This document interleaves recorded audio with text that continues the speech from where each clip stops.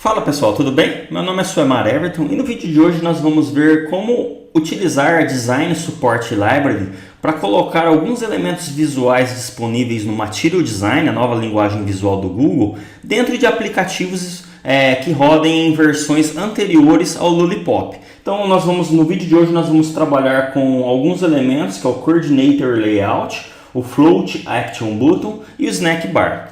Vamos lá? Se eu estiver visualizando o meu projeto aqui como Android, né, dentro do arquivo Gradle, dentro da seção Gradle Scripts, nós temos os arquivos build.gradle, que são responsáveis por fazer o gerenciamento de dependências das bibliotecas. Então eu tenho aqui o build.gradle, que está dentro do módulo app, que é o módulo que eu estou trabalhando aqui no meu projeto, e eu vou até a seção de dependências e eu vou colocar aqui para ele fazer o download da Support Design Library. Então deixa eu voltar aqui no Android Studio. Assim que eu colar essa informação aqui, ele vai falar que o arquivo Gradle mudou, eu posso sincronizar agora. Nesse momento ele vai no repositório central e vai baixar a biblioteca. Pronto, a biblioteca já está disponível para a gente trabalhar. Meu projeto não tem nada demais até agora, tá? Quando você cria um projeto em branco, basicamente a tela é essa daqui, né? E agora a gente vai começar a fazer as alterações. Vamos lá? Pessoal, basicamente o arquivo que eu vou alterar é o arquivo de layout, ele fica dentro da pasta res de resource, né? Layout. Eu clico aqui, eu consigo visualizar um XML e aqui no inspetor visual consigo visualizar a representação deste arquivo XML. Deixa eu dar um zoom aqui. Eu tenho um Relative Layout com Text View dentro, vou até apagar esse Text View, não me interessa mais. Eu vou até lá no texto e esse Relative Layout aqui, pessoal, eu vou trocar por um Frame Layout, ok? Vou voltar na aba de Design e vou até a propriedade ID para dar um nome para esse layout, então é o Root Layout. E eu vou colocar agora dentro dele um Float Action Button, tá? Que é uma view personalizada da biblioteca de Design Support Library. Então ela não aparece aqui para mim como aparecem esses controles aqui. Eu vou até a última seção de Custom e eu tenho um Custom View aqui. Quando eu dou um clique ele já me traz todas as Custom Views. Eu vou digitar aqui o Float Action Button e vou dar 2 cliques. E ele fala, tá, onde que você quer colocar essa Custom View, né? Normalmente é um padrão de colocar o Float Action Button alinhado na parte inferior direita da tela, embora também possa ser utilizadas em outras posições, tá? Então eu coloco aqui que eu quero nesta posição. E aí ele me traz já o Float Action Button. Eu vou para a propriedade ID aqui, eu vou chamar de Fab.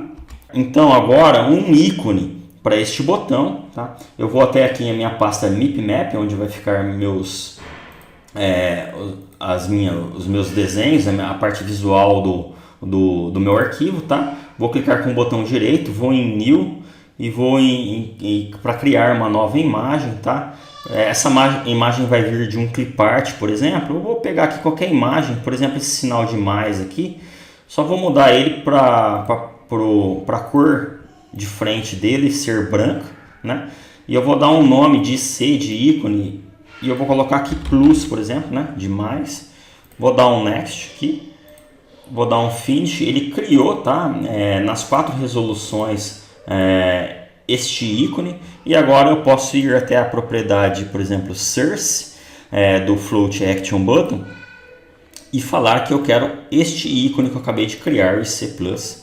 Dou um OK aqui, beleza. Já apareceu lá. E agora a gente vai para as próximas alterações. Pessoal, o Float Action Button tem uma documentação muito legal, né, na parte de desenvolvimento aqui, que são algumas características que ele deve ter, né? Por exemplo, tamanho, geralmente em 56 ou 40 pixels, tá? Parte de cores, parte visual, localização, animação, né? Então vale a pena dar uma olhada nessa página aqui, só digitar Float Action Button lá no Google, né, para ver o que você pode, o que você deve e o que você não deve fazer para seguir o padrão visual aí sugerido pelo Google, ok? Colocar sombra, né? Então todo esse tipo de coisa dá para fazer. Eu vou passar por cima disso daqui porque a intenção é só utilizar o Float Action Button.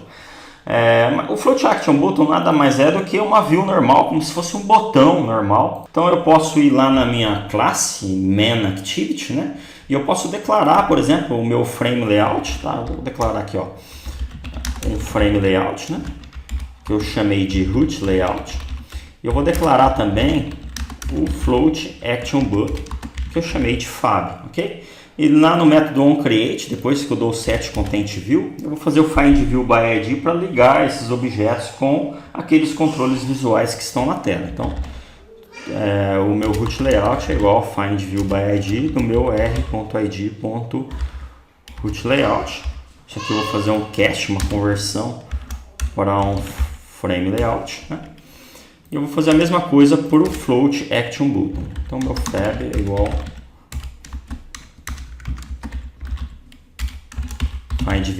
find view by ID do meu r.id.fab. Né? O float action button, ele tem assim como o botão, né? Ele tem uma propriedade chamada onClick, onde eu vou colocar aqui o nome de um método que vai ser chamado quando esse botão for clicado. Por exemplo, exibir mensagem. Vou voltar lá na minha main.activity e vou declarar esse método. Esse método tem que ser público, não tem nenhum retorno. Chama-se exibir mensagem e recebe como parâmetro uma view que disparou a ação, né? Vou dar um Alt Enter aqui para fazer o import da biblioteca view, da classe view, desculpe. E aqui a gente vai utilizar então, ao invés de um toast para exibir uma mensagem, a gente vai utilizar um snack bar, que tem muita coisa legal. Por exemplo, ele é sensível ao contexto, ou seja, se o usuário fechar a tela, né, o toast ficava ainda na tela exibindo, né? No caso do snack bar, não. Vamos lá então, snack bar, por exemplo, ponto, make, olha lá. O primeiro parâmetro que eu tenho que passar é qual que é a view py na qual essa mensagem vai ser inserida. Que no meu caso aqui é o root layout. Aí eu posso passar uma mensagem, né? Layout. Posso passar uma mensagem que eu vou colocar aqui, olá snack bar. E aí eu coloco também a duração, né? Assim como o toast, o snack bar tem duas constantes para mensagens curtas e para mensagens maiores, então length short, tudo isso, né? Ponto show, ok? Vamos ver se funciona. Vou mandar executar aqui, vou lá no meu projeto, cliquei aqui e o snack bar apareceu, né? Ele fica um determinado período de tempo na tela e depois ele apaga sozinho. O snack bar, uma das coisas legais também dele é que a gente pode colocar um texto aqui com alguma ação para o usuário fazer. Por exemplo, desfazer, né? E aí, assim, quando você apaga um e-mail, por exemplo, aparece, né, mensagem e-mail excluído e aquele link para o cara desfazer e reverter a ação. Isso a gente pode fazer, pessoal, usando, por exemplo, o método setAction, tá? Onde a gente vai passar um texto que vai ser a mensagem, a representação da mensagem. Então, setAction. O texto eu vou colocar aqui, por exemplo, desfazer. Okay? E aí o segundo parâmetro é um listener, que vai implementar um método que vai ser chamado quando essa ação for clicada pelo usuário, tá? Então, new onClickListener, né? Ele já vai implementar para mim aqui um método onClick. E aí, tudo isso daqui, ponto show. Vamos testar aqui. Eu vou colocar alguma mensagem no logcat, por exemplo, para indicar que o usuário desfez a ação, né? Não vou implementar nada, não é o sentido desse vídeo. Então aqui log.d, por exemplo, de debug, eu não vou nem criar uma constante, já vou colocar só o meu nome aqui como uma tag, tá? E eu vou colocar aqui, ó, desfazer a ação, ok? Dou um Alt Enter aqui para importar a classe log. Vou mandar executar agora. Então eu clico no float action button, ele exibe o snack bar, olha lá, né?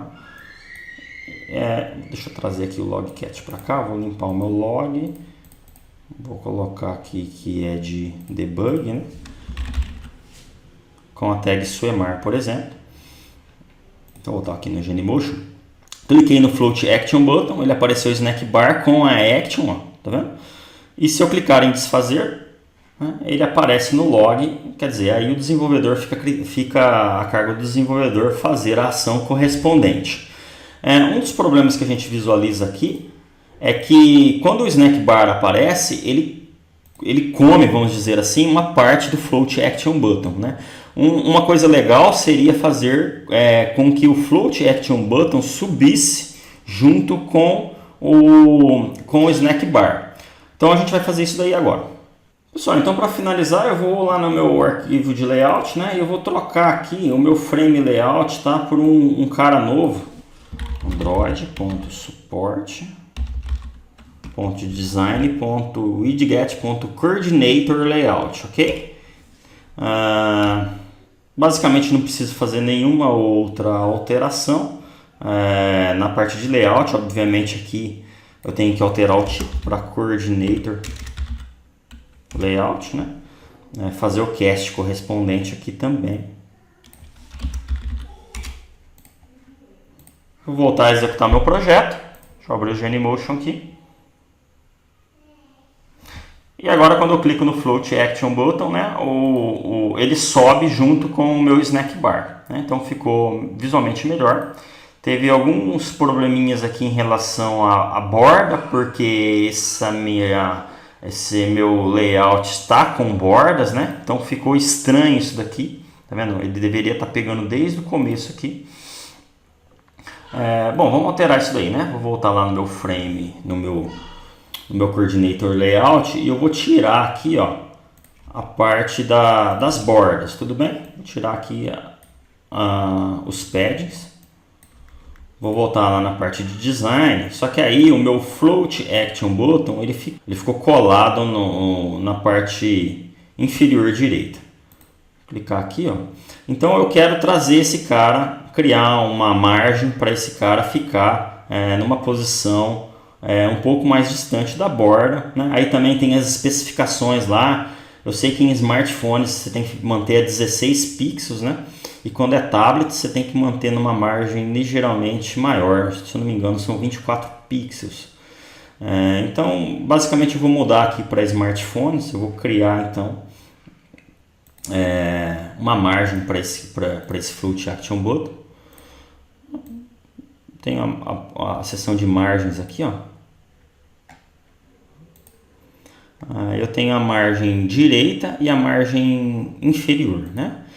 Vou clicar aqui, vou criar um novo resource, ó, que é o meu fab margem direita, né? Com um valor aí de 16 pixels, tá? E eu vou criar também aqui um novo arquivo de resource, um novo resource, que é o meu fab margem inferior, também com 16 pixels. Já deu para entender, né? Não vou nem criar os outros valores para tablets e dispositivos com telas maiores. Então, ele já alinhou aqui. Vamos executar novamente. Beleza, está funcionando normal. E uma coisa legal também do Coordinator Layout, que eu esqueci de falar, é que quando a gente utiliza ele possibilita que esse snack bar ele seja desfeito através de gestos, tá? Então, se eu clicar aqui no snack bar, eu posso jogar ele para a direita, eu consigo desfazer essa mensagem para que ela suma da tela de uma forma mais rápida. O único detalhezinho que está faltando aqui é colocar uma sombra para esse Float Action Button, tá? Eu vou voltar lá no meu arquivo de layout então. Na parte de texto mesmo eu tenho o Float Action Button aqui. Eu vou assinar uma namespace para esse Float Action Button, XML, né, NS, que é namespace, tá? Que eu vou chamar de fab, tá? Que ele vai pegar os arquivos que estão dentro do meu pacote aqui. Deixa eu pegar aqui esse mesmo cara, copiar, né? Mais fácil, que é o res auto. Agora eu posso utilizar então essa namespace fab. Deixa eu colocar aqui. E aí eu vou colocar a largura da borda como, por exemplo, 0dp. 0dp. E aí acho que ele já vai exibir aí um sombreamento. Vamos voltar lá. Vamos ver se vai ficar visível isso. Pode ter algum problema aqui. Aqui é, em vez de barra, né, um hífen resalto. Vamos ver agora. Aí agora a gente já tem um leve sombreamento no nosso Float Action Button, sendo que ele sempre fica visível, ele sempre fica acima das outras visões, e a gente pode também controlar esse sombreamento através da propriedade de elevação. É isso aí, pessoal. Então no vídeo de hoje a gente aprendeu a utilizar a Design Support Library para colocar alguns controles visuais da Material Design em aplicativos anteriores à versão Lollipop. Então, a gente utilizou o Coordinator Layout, o Float Action Button e o Snack Bar com uma ação. Espero que vocês tenham gostado e até a próxima. Valeu, um abraço.